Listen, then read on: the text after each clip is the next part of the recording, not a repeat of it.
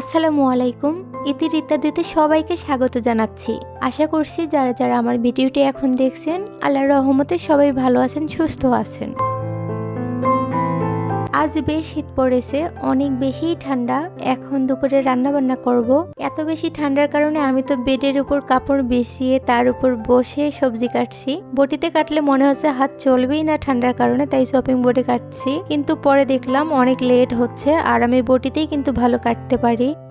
পরবর্তীতে আমি বটি দিয়ে তাড়াতাড়ি এবং সুন্দর করে কেটে নিয়েছি। এখন বাঁধাকপি ধুয়ে নিচ্ছি। পানিও বেশ ঠান্ডাই, তবে খাওয়ার জন্য রান্না তো করতেই হবে। পেট তো আর ঠান্ডা গরম মানে না, তাই না?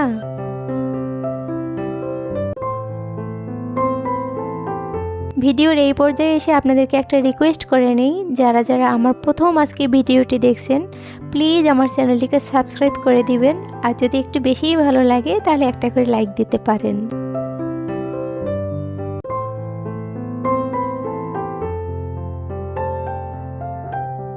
সকাল থেকে তো রোদের তেমন একটা দেখাই নাই, এখন বেশ ভালোই রোদ উঠছে আর আমার রান্নাঘরেও মোটামুটি ভালোই রোদ আসে।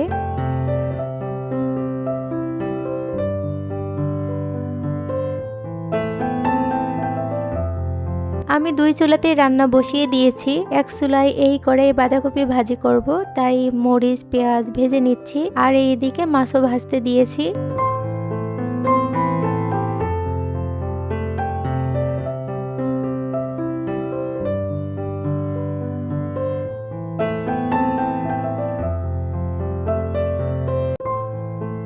মাছ কিন্তু অলরেডি ভাজাও হয়ে গেছে।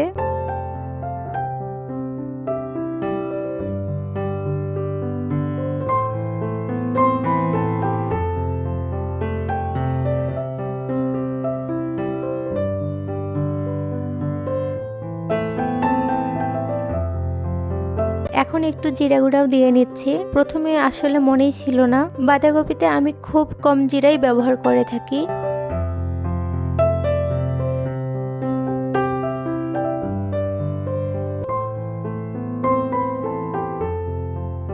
এখানে মশলা থেকে তেল উঠে আসলে আমি দুইটা আলু আর একটা কাঁচকলা কেটে নিয়েছিলাম, সেগুলো দিয়ে দিচ্ছি। এগুলো দিয়ে মাছের ঝোল করব। যেহেতু বাঁধাকপি ভাজি করছি, তাই ঝোল তরকারির সাথে না থাকলে তেমন একটা ভালো লাগবে না।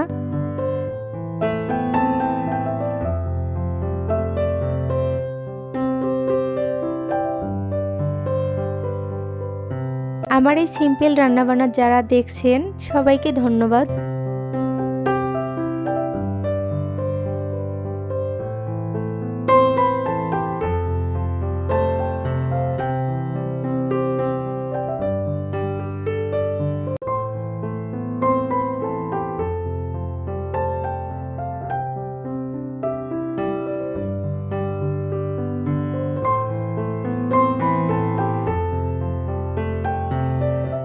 দুপুরে খাওয়া দাওয়া শেষ করে এখন একটু ছাদে আসলাম। অনেক মিষ্টি রোদ উঠছে। ইদানিং আমার ছাদে তেমন একটা বেশি আসা হয় না।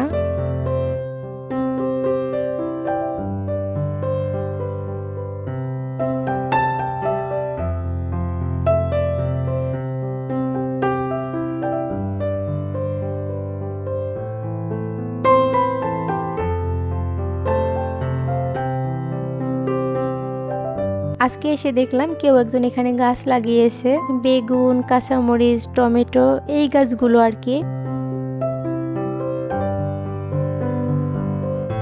সবার সুস্বাস্থ্য কামনা করে আমি বিদায় নিচ্ছি। আল্লাহ হাফেজ। আসসালামু আলাইকুম।